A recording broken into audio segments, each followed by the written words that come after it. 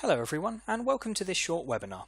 My name is Michael Pay, I'm the CTO of Concept Searching, and today we are going to look at our Term Store Manager product, which assists with a number of problems found when working with SharePoint Term Stores. The SharePoint Term Store is a great piece of functionality that has been around since SharePoint 2010. It allows us to have a centralized store of hierarchical metadata that we can apply to documents in our farm or tenancy. More and more SharePoint users are choosing to apply metadata tags, more often than not to improve findability within their search experience. But there are some issues. If we were to make changes to our live environment, we would have an immediate impact, and potentially release a mistake to the organization at large. To avoid this, we could first make our changes in a development environment, and then move them to production. However, this in itself throws up more problems, because Microsoft does not provide an automated method of accomplishing this, so the process would still be largely manual and prone to errors. In addition to this, it is not possible through the SharePoint UI to keep the GUIDs the same between the two environments. This increases the difficulty of comparing two environments at a later date to determine the changes that have been made. Concept Searching solves this particular problem with our utility, conceptTermStoreManager. With the tool, you can easily synchronize between two SharePoint environments. During the process, we take a delta between the source and destination term set to ensure that we only update the destination with the necessary changes. This process preserves not only the hierarchy and properties of the terms, but also the internal GUIDs themselves. I'll now demonstrate just how easy this process is. The main screen has several options. From the perspective of this demo, we will be concentrating on the synchronization option, but to speed things along, we will utilize the history list shown at the bottom of the utility. This allows us to quickly bring up a previously selected option for a given source and destination. We can see on the screen that the site and user details have been populated, save for the password, which must always be entered.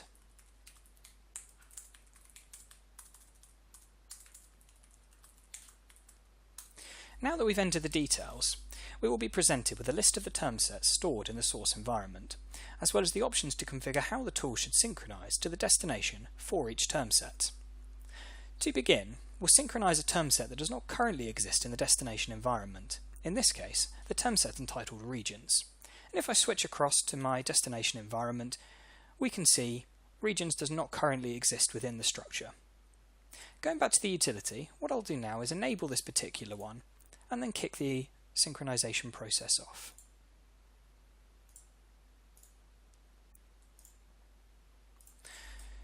During the synchronization, the utility will create the term set in the destination with the matching GUID, and subsequently replicate the full structure. Once the process is complete, we'll go back to the destination and confirm that the term set has been indeed created.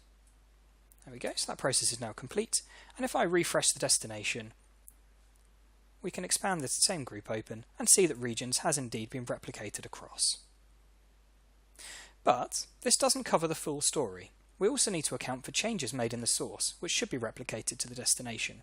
So what I'll do now is make a couple of changes to the source and replicate to the destination. Firstly, I'll add a new term beneath one of the nodes. So I'm going to create a term called Peru. And what I'll also do is within one of the particular terms, I'll add a custom property.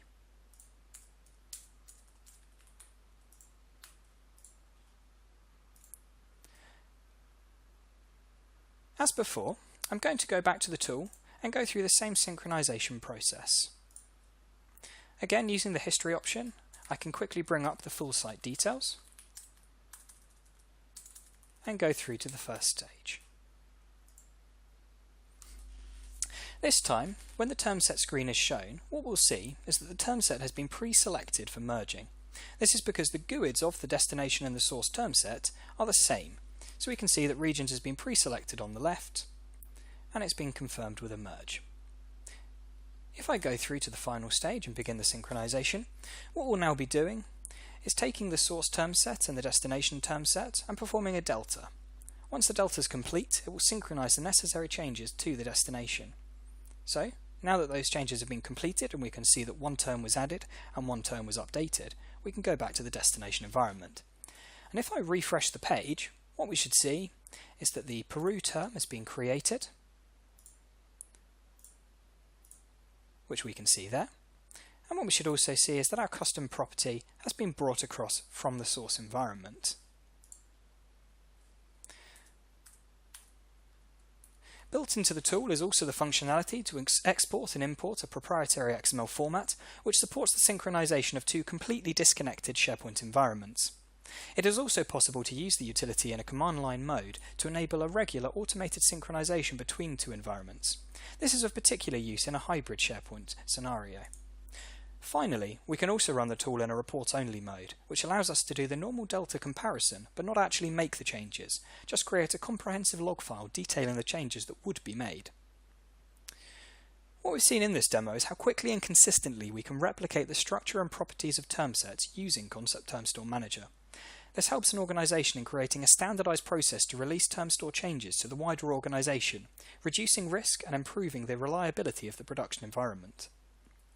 The tool itself can be purchased for the nominal fee of £500, which supports an unlimited number of users within a single business domain. A full list of the functionality can also be found alongside the purchase details, as well as a download for a free trial version to test the functionality of the product. That brings us to the end of our webinar today. Thank you for watching, and for more information on this and all of our products, please visit our website at www.conceptsearching.com.